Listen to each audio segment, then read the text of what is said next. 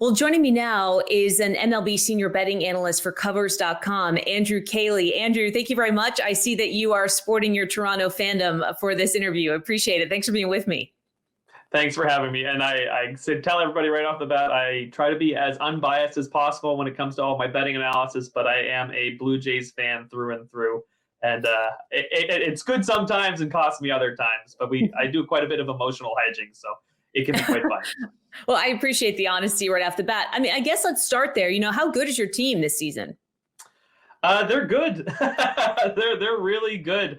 They are the betting favorites to win the American League pennant at a lot of places, which makes me incredibly excited and incredibly nervous all at once because of those expectations that are so high. They have a fantastic lineup led by Vladimir Guerrero Jr., Bo Bichette, hopefully a fully healthy season from George Springer. And I think that comes into play a lot when people consider that they're losing Marcus Semien in the offseason. We only had George Springer for 78 games last season, but he was a monster for those 78 games. So if he's there for a whole, at least 150-ish, that'll supplant some of that production. Also bring in Matt Chapman from the Oakland A's. Sure up third base. He's one of the best defenders overall in baseball, so that's a good thing. One of the detractors about the Jays is Bo Bichette's defense is a little here or there sometimes, but having Matt Chapman beside him will shore things up. There's just no holes in the lineup. They went out and signed Yusei Kikuchi to be their fifth starter, which is very, very good. They don't have a true ace like a Jacob deGrom or a Max Scherzer, but 1 through 5, it is a very, very good starting rotation. If there is a hole, it's the bullpen, but they did their best to address that in the offseason as well. They lost quite a few games early on last season, and I don't think they're going to allow that to happen with the potential they see here with this team this year. Do you need that star ace anymore, or is overall depth on the pitching staff more important, especially with a shortened season and the lockout? Just having guys that you can go to, or do you really kind of need that one guy? I'd prefer to have the one guy, obviously. I think having a guy like a deGrom is just an absolute game changer, especially once you get to the postseason, when you try to throw him every third day, fourth day or so. But the Jays to go the other way is the next best thing, and I think they'll do just fine. A lot of people are betting on the Mets. You mentioned deGrom, you mentioned pitching staff, all that stuff, changes that were made in the offseason. Is that a smart play for a bettor to go all in, even though at the beginning of the season we saw a couple of rain delays? We've had some injury concerns already. I mean, Mets fans are probably on the edge of their seats as they usually are, but how for real are the Mets? They spent a lot of money. That's for real. I'm not 100% sold on them. I'm a big Jacob deGrom guy. He is one of my favorite baseball players. I think he's the best pitcher that we've had in baseball since Pedro Martinez, sort of thing. And these injuries that he's talking about, they're troubling. And now it's come out that said he could miss up to half the season. That really hurts them. Obviously, they have some depth with Scherzer, but he's getting older too. Taiwan Walker, you're hoping he has another solid season. Miguel had a good day on opening day. But for me, it's the hitting. They tried to address that this offseason as well, bringing in guys like Starlin Marte. But they just weren't a very good hitting team last season. I believe they were 20th in runs scored and 21st in batting average and 22nd in OPS. They need to have consistent hitting if they want to be competitive in what should be an incredibly difficult division in the National League East this season. The Braves are the defending World Series champions, obviously. The Phillies, just that lineup in Philadelphia is tremendous. And I actually if you're going to make a wager in the American League East this year, I'd probably take the value with the Phillies to win that division right now.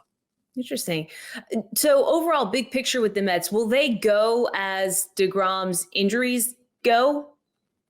I'd say so. If Scherzer is his top self and deGrom can be back and healthy, they can probably beat anyone. You're obviously looking for a big bounce back from Francisco Lindor as well. He's an MVP caliber player who had just a dreadful start to his Mets career, but everybody knows how good he is from his time in Cleveland. And if he bounces back and DeGrom can get healthy and Scherzer can still be Scherzer that we think he can be, they are a legitimate contender. But just there's a lot of question marks still. When you talk about players who will be what we think they can be, I think about a player like Aaron Judge, who statistically is coming off an incredible season and was one of the biggest stories of the offseason because he kind of put that self-imposed window in place for the Yankees to go ahead and get this major extension done. Now we are, as of this taping, 20 minutes away from that extension coming to an end. And it seems like the two sides are far apart. I mean, from what you can tell, what is the latest there? It sounds like they're going to go into the deal, and he's just going to have his arbitrated deal, and it's going to be for decent money. I was a little shocked when I heard that he wasn't going to take that deal. I believe it was 7 years, around 213 mils, so somewhere north of $28 million a season, which is really good money for a guy who's 29 years old already. He's had a long history of injuries. Yes, he had a good season last year, but it was his best season since his rookie season, essentially. Lots of injuries in between. He's a streaky hitter. He doesn't hit for a particularly high average. Obviously, he has a ton of power.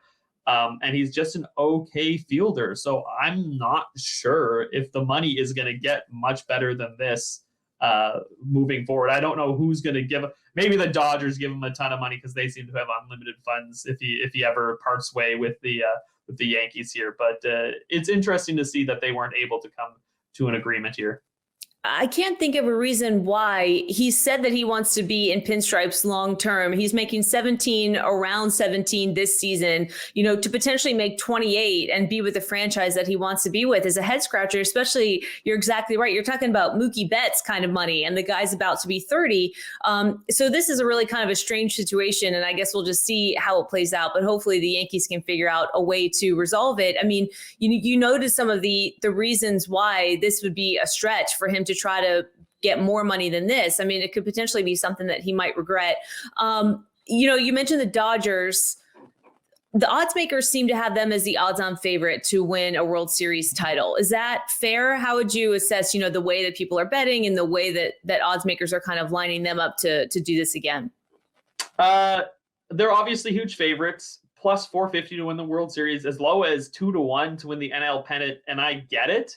Like the lineup is stacked. Mookie Betts, full season of Trey Turner, Freddie Freeman's now in the mix there as well. But I just can't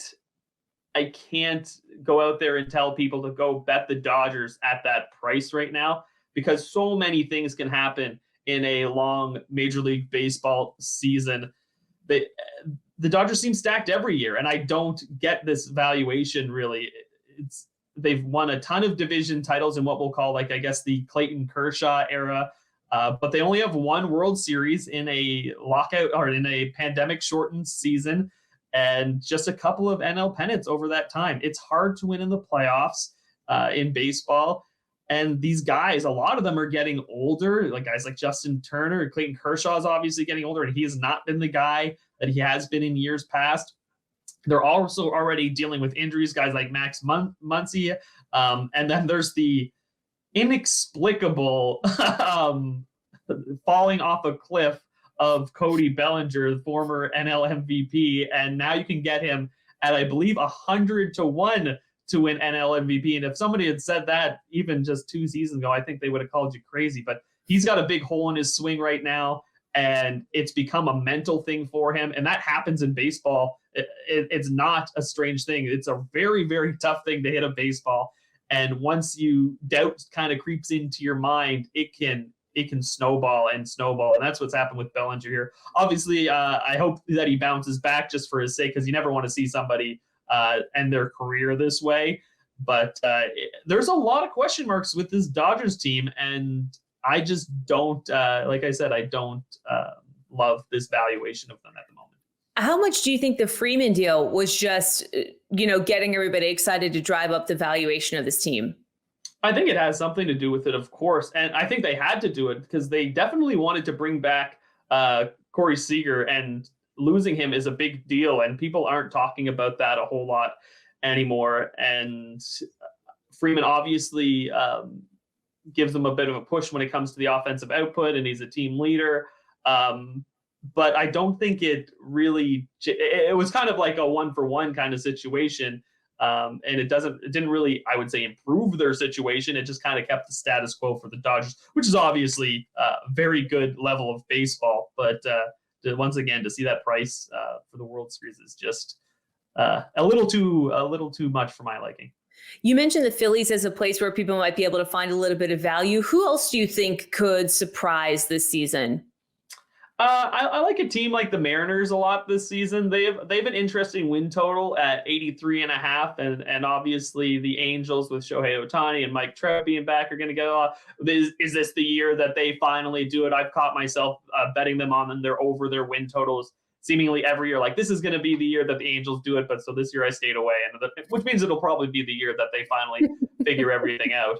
But also, the Astros are still there as well, but they're dealing with a lot of roster turnover as well. So the Mariners won 90 games last season, but they had a really weird situation where they had a run differential of -51 despite winning 90 games. So it means when they lost pretty big, and they were winning close games. But they did some really nice things this offseason. They signed a former Blue Jays starter and AL Cy Young Award winner Robbie Ray, and that's a good park to pitch in out there in Seattle. And I really like the trade they made with the Reds to get Jesse Winker and Suarez there.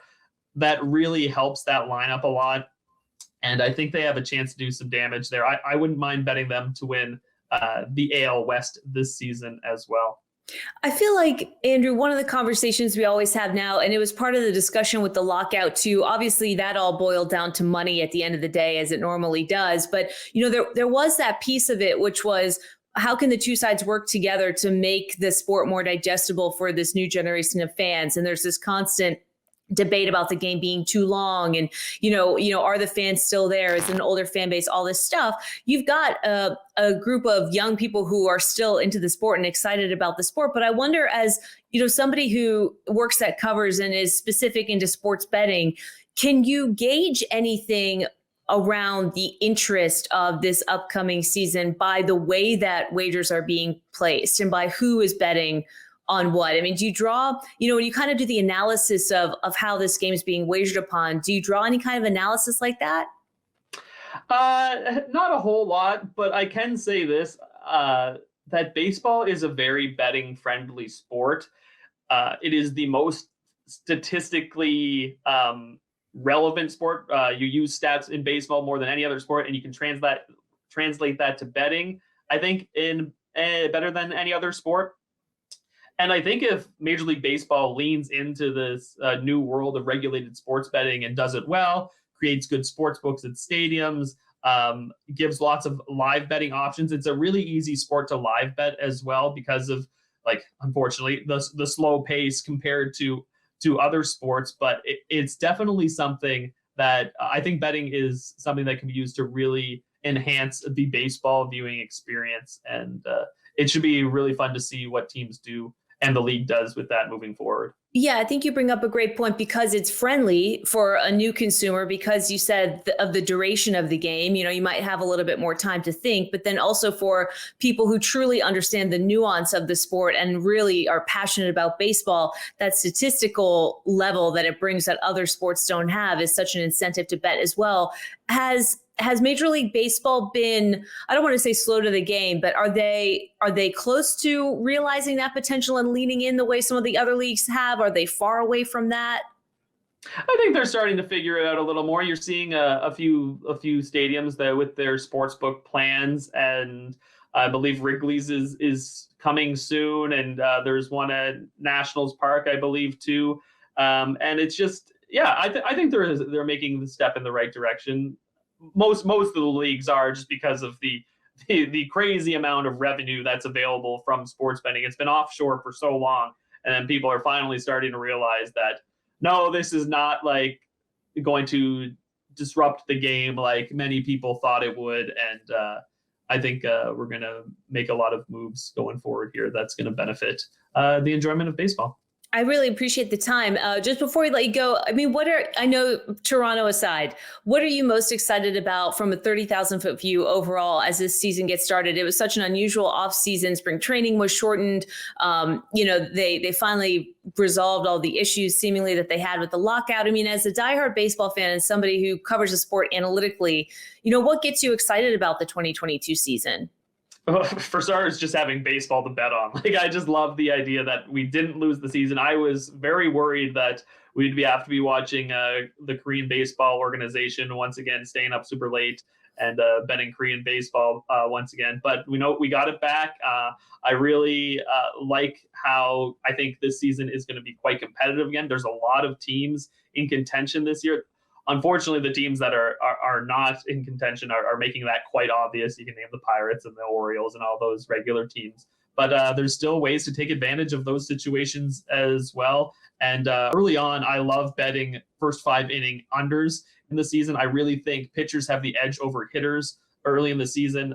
Pitchers can ramp up and warm up their arms faster than it takes for a hitter to get their regular season timing down, which can only be done by getting regular season at bats. So I really think that pitchers have the edge early on, and I'll be looking at a lot of first 5 inning unders for the first couple of months. And just one more kind of dummy question on my end. If you are talking to somebody who's new to gaming and they want to get involved in baseball, it can be something of a daunting task because of that double-edged sword of what you mentioned. I mean, it's a statistically heavy game. Where would you suggest that people kind of start, especially if they really want to learn how to bet the odds in this game? I'd say 5 inning. Like, a lot of people like full game totals and sides, but I love 5 inning totals and 5 inning money lines, because that way you only have to evaluate the starting pitchers and the teams they are going against. It's a really, you eliminate bullpens from the situation, which of course then eliminates some variables from your handicapping, and that's exactly where I would start. All right, Andrew, Caley, appreciate the time and the analysis. Best of luck to your Toronto Blue Jays. I'm not going to say anything. I know baseball is a superstitious sport. I'm just going to wish you well and wish your team well. And thanks so much for being with us to preview the season. Thank you very much.